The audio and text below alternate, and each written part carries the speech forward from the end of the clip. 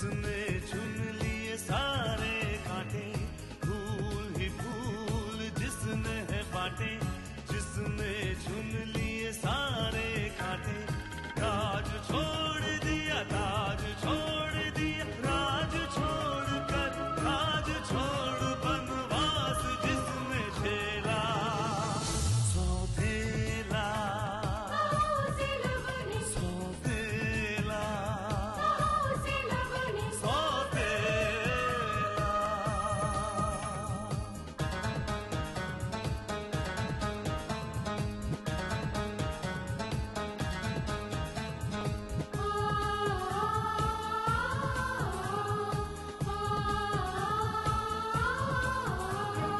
आया है रूठे दिलों को मनाने, अपनों को फिर से वो अपना बनाने, पर उसको अपना न माना किसी ने, न समझा किसी ने, न जाना किसी ने, साथ छोड़ दिया, हाथ छोड़ दिया, साथ छोड़ के हाथ छोड़ उसे कर दिया अकेला, सौतेला सौतेला सौतेला। तुम नहीं जानते थे कि तुम्हारी बहन की मेरे शुभम के साथ दोस्ती थी? सर मैं पहले नहीं जानता था सर। मैंने ये फैसला बहुत पहले ही सोच कर रखा था कि जब कभी शुभम आर्य को सच पता चले तब मैं ये नाटक करूंगी। हम किसी धोखेबाज लड़की को अपने घर की बहू एक्सेप्ट नहीं कर सकते, लेकिन मैं ऐसी लड़की को अपने घर की बहू जरूर बना सकता हूं जो मेरे बेटे के लिए कोई भी झूठ बोल सकती है, अपनी जान तक दे सकती है।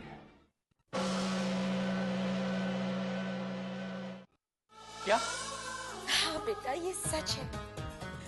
तुम्हारे डैड ने तुम्हारे रिश्ते को कबूल किया है। उन्होंने तुम्हारे प्यार को मंजूरी दे दी है बेटा। सच? मुझे पता था कि डैड हमारे प्यार को जरूर कबूल कर लेंगे। He is great, he is really great mom. अरे शुभम बेटा, मेरी बात तो सुन। पता नहीं कब बड़ा होगा ये।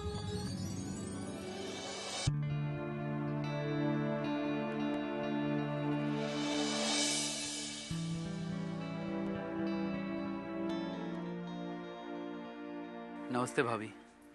अरे नमस्ते शुभम, तुम यहाँ? जी भाभी, कामिनी कहाँ पर है? कामिनी है, आओ अंदर आओ। नहीं, मैं बस यहीं बैठता हूँ, आप उसे भेज दीजिए। अच्छा तुम बैठो, मैं बुलाती हूँ।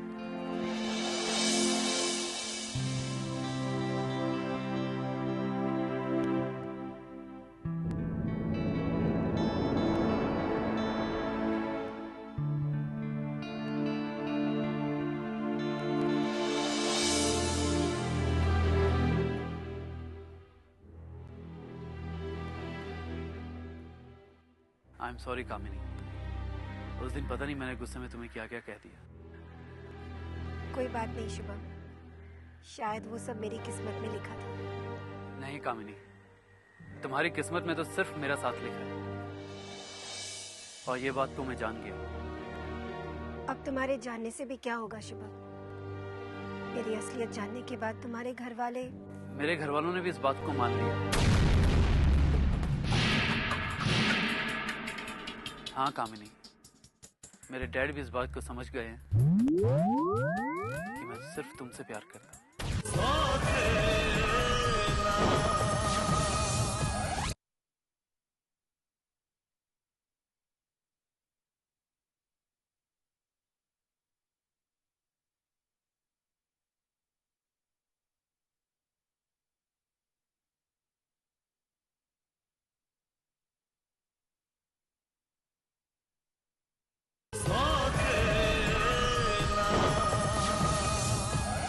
हाँ कामिनी, मेरे डैड भी इस बात को समझ गए हैं कि मैं सिर्फ तुमसे प्यार करता हूँ,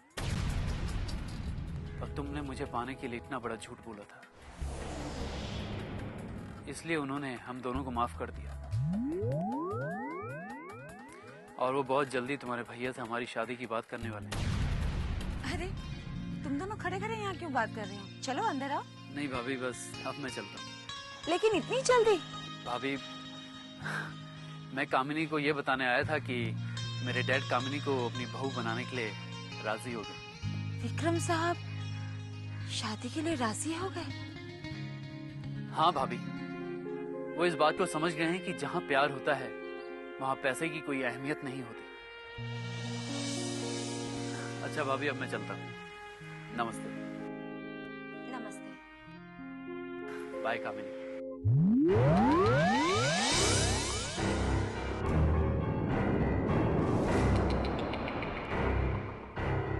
आखिर विक्रम साहब राजी कैसे हो गए? भाभी, आप इस बात से इतनी हैरान क्यों हैं? मैं तो पहले से ही जानती थी कि एक ना एक दिन ये होके रहेगा।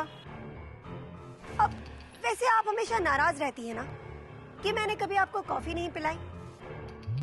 तो चलिए, आज मैं आपको कॉफी पिला ही देती हूँ। देखा, हमने कहा था ना कि बाबूजी की नाराजगी खत्म होगी तो शुभम भैया की भावनाओं को जरूर समझेंगे। आखिर उन्होंने शुभम भैया के प्रेम को स्वीकार कर ही लिया। कितने लकी है ना भैया, सब कुछ जानने के बाद भी डैड ने उनके प्यार को स्वीकार करके ये साबित कर दिया कि वो भैया से भी उतना ही प्यार करते हैं जितना विशेष भैया से। प्यार तो आपसे भी उतना ही करते हैं स्नेहा जी, इसलिए हमें पूरा विश्वास है कि जब उन्हें आपके प्रेम के बारे में पता चलेगा ना तो उसे भी उनकी मंजूरी जरूर मिल जाएगी। जानती हूँ, पर पता नहीं क्यों फिर भी डर सा लगता है। शायद इसलिए क्योंकि उसे अभी मैं ठीक से जानती भी नहीं। पता नहीं उसके परिवार में कौन कौन है, कोई है भी या नहीं, और मम्मी पापा ऐसे अकेले लड़के को पसंद करेंगे। और मैं तो ये भी नहीं जानती कि वो मुझे पसंद करता है या नहीं। आप इतना क्यों डरती है स्नेहा जी?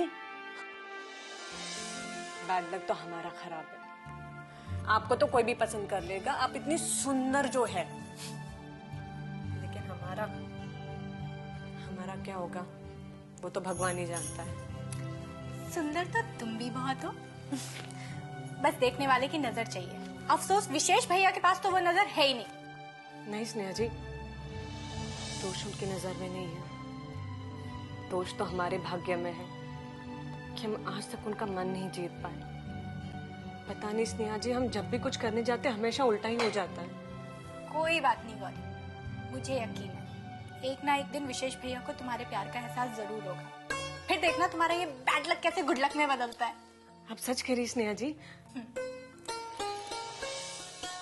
मुझे तो उस दिन का इंतजार है जब मैं तुम्हें भाभी कह के बुलाऊंगी। धर।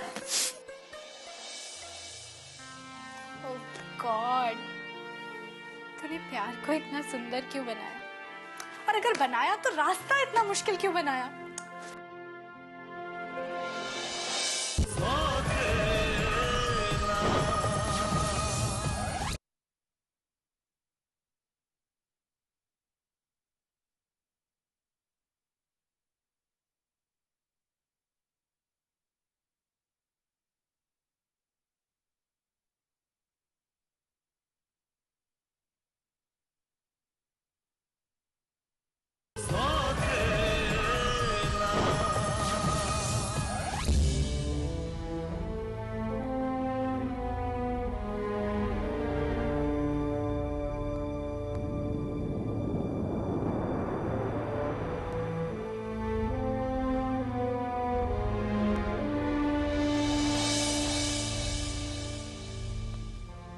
क्या सोच रहे हैं आप? कुछ भी नहीं।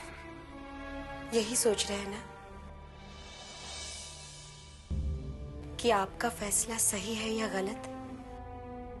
नहीं शकुंतला, ये फैसला मैंने जल्दबाजी में नहीं किया, काफी सोच समझ कर ये डिसीजन लिया है मैंने। अब ये सही है या गलत ये तो वक्त ही बतलाएगा, पर मेरे पास और कोई रास्ता भी नहीं था। तो क्या आप ये कहना चाहते हैं कि आपने ये फैसला किसी मजबूरी में किया है? हाँ, तुम चाहो तो ये भी कह सकती हो। मैं नहीं जानता कि वो लड़की शुभम को सचमुच चाहती है कि नहीं, पर मैंने उसे एक्सेप्ट करने का फैसला कर लिया है। लेकिन ऐसी कौन सी बात है जो आपकी मजबूरी बन गई? शुभम। हाँ शकुंतला, अगर मैं कामिनी को शुभम से दूर कर देता तो हमारा शुभम टूट जाता, और मैं अपने बेटे को टूटता हुआ नहीं देख सकता, कभी नहीं। आपने सिर्फ शुभम के लिए?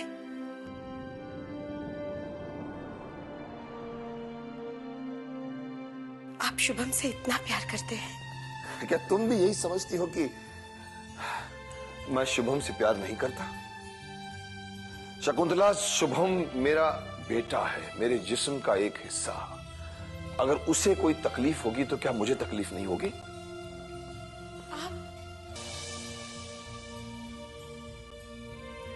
आप शुभम से इतना प्यार करते हैं, उसे इतना चाहते हैं, तो उसे कभी बताया क्यों नहीं? वो अभी तक यही समझता है कि आप विशेष को उससे ज्यादा प्यार करते हैं। हाँ, मैं हमेशा विशेष को ज्यादा लाड करता हूं, क्योंकि वो बचपन से बहुत तेज है, बहुत जल्दी लोगों को अपनी तरफ खींच लेता है। लेकिन शकुंतला, मैंने कभी भी शुभम को विशेष से कम नहीं समझा, कभी नहीं। काश वो ये बात समझ पाता। ये उसकी नहीं, मेरी गलती है शकुंतला। हम जब अपने बच्चों से प्यार करते हैं तो ये सोचकर जाहिर नहीं करते कि इसकी क्या जरूरत है, या फिर ये सोचकर हिचकिचाते हैं कि कहीं वो बिगड़ ना जाए। पर हम ये भूल जाते हैं कि बच्चों का आत्मविश्वास बढ़ाने के लिए उन्हें ये एहसास दिलाना जरूरी है कि हम उनसे कितना प्यार करते हैं। काश ये एहसास, ये विश्वास मैं अपने काश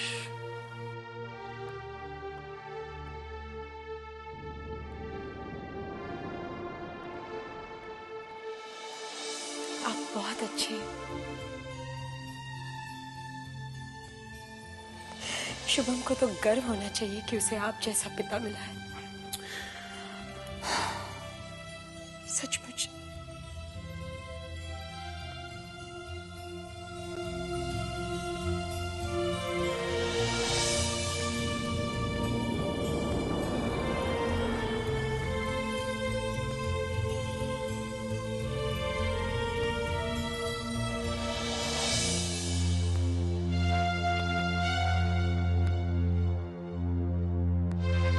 May I come in, sir? Yes, come in.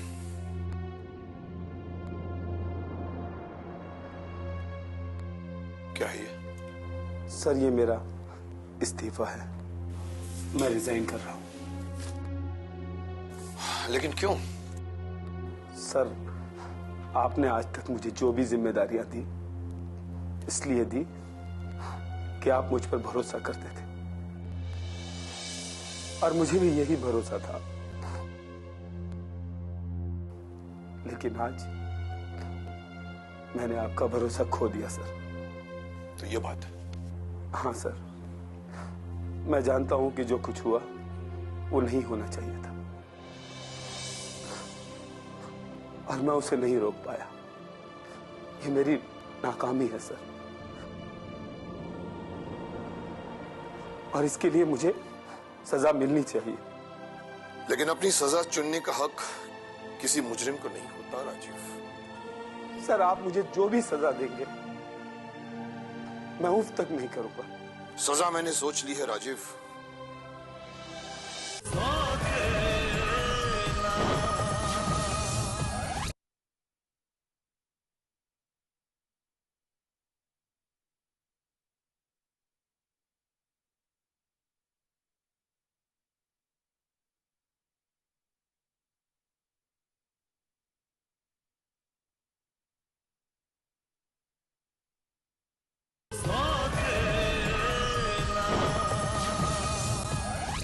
सजा मैंने सोच ली है राजीव। तुम्हारी सजा यह है कि तुम इस ऑफिस को छोड़कर नहीं जा सकते। But sir. हाँ राजीव, मैंने काफी सोचा है। गलती इसमें न तुम्हारी है, न मेरी, न उन बच्चों की। गलती है तो समाज की, जिसने हमारे बच्चों को झूठ बोलने पर उकसाया है। ये आप क्या कह रहे हैं? वही जो सच है। इस समाज में किसी गरीब आदमी की बेटी को किसी अमीर के घर की बहू बनने का हक नहीं है। इसीलिए गरीबों को अमीरी का ढोंग करना पड़ता है, और वही तुम्हारी बहन ने किया। ये आपका बड़प्पन है सर, लेकिन मैं इस गलती के लिए कामिनी को और अपने आप को कभी माफ नहीं कर सकता सर। झूठ हमेशा दिमाग से जन्म लेता है राजीव, दिल से नहीं। तो फिर इसकी सजा दिल को क्यों दी जाती है? कामिनी ने अपनी हैसियत के बारे में झूठ बोला, लेकिन इससे उसका प्यार तो झूठा नहीं हो जाता। लेकिन सर, सच्चे प्यार को झूठ का सहारा लेने की जरूरत कहां होती है? काश हर आदमी को सच्चाई पर इतना ही यकीन होता तो झूठ का नामो निशान तक मिट चुका होता। देखो राजीव, वो दोनों नादान हैं, नासमझ हैं, मगर हम उनके जज्बात को नजरअंदाज तो नहीं कर सकते ना। सर, इसका मतलब आपने मेरी बहन कामिनी को माफ कर दिया? हाँ, और मैंने फैसला किया है कि शुभम की पढ़ाई पूरे होते ही हम उसे अपने घर की बहू बना लेंगे, बशर्ते तुम्हें इस रिश्ते पर कोई ऐतराज न हो तो। सर, ये आप क्या कह रहे हैं सर? भला ये तो आपका मुझ पर एहसान होगा। यह एहसान नहीं है, एहसान नहीं है राजीव। तुम्हारा निभाया हुआ हर फर्ज हम पर कर्ज था, और हमने सिर्फ इस कर्ज को उतारने की कोशिश की है। आप ग्रेट हैं सर। सर, मेरे माँ बाबूजी ने जरूर कोई अच्छे कर्म किए हों, जो मेरी बहन कामिनी का इतना अच्छा नसीब है, और मुझे आप जैसा बॉस मिला। आपका ये ऐसा कभी नहीं भूल सकता सर। राजीव,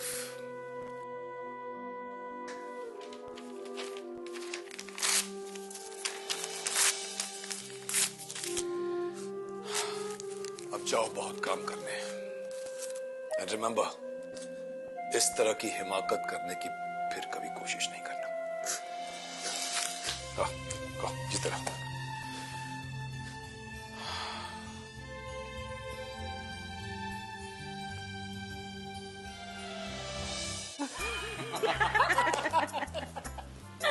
फिर क्या हुआ मैम? फिर क्या हुआ? हमने तो कह दिया कि हम शादी करेंगे तो उसी लड़के से करेंगे, नहीं तो फिर घर से भाग जाएंगे। यूमिना पहले भी भाग चुकी थी। हाँ, पूरे 3.5 बार कसम से। 3.5 बार? एक बार आधे रास्ते से वापस जो आ गए थे कसम से। फिर आपकी मम्मी ने क्या कहा? हमारी अम्मी ने कहा, देख लल्ली, ऐसा गजब मत कीजियो, 12 की होने के पहले घर से ना भागियो, नहीं तो लोग क्या कहेंगे, 12 की भी नहीं हुई और 4 बार घर से भाग चुकी है। फिर आपने क्या किया मैम? फिर क्या करना था? अब अम्मा का कहना हम टालते तो उनकी नाक कट जाती, इसलिए हमने पूरे 2 साल इंतजार किया और 12 की होने के बाद ही घर से भागे कसम से। अरे वाह, क्या बात है, इसे कहते हैं बड़ों का सम्मान करना। Ma'am, you are really great. मानो। कंकु। नैन्सी, श्याम, क्या हो रहा है? कुछ नहीं जीजी, मैं इन्हें बता रही थी कि पहले के बच्चे अपनी माँ बाप की कितनी इज्जत किया करते थे, कितनी बातें सुना करते थे, और आजकल के बच्चे अपनी मनमानी करते हैं और माँ बाप बेचारे भीगी बिल्ली बन जाते हैं उनके सामने।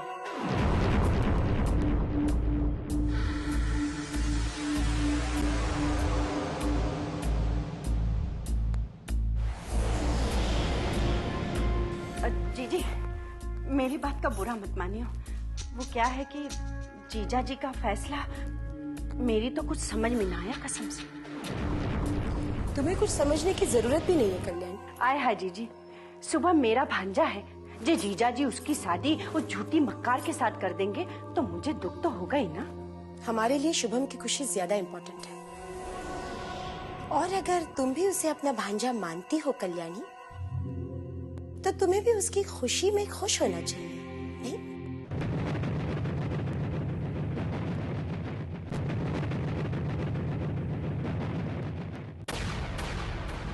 आंखों में ख्वाबों की बारात लेके, होठों पे गीतों की सौगात लेके, दिल में मोहब्बत के जज्बात ले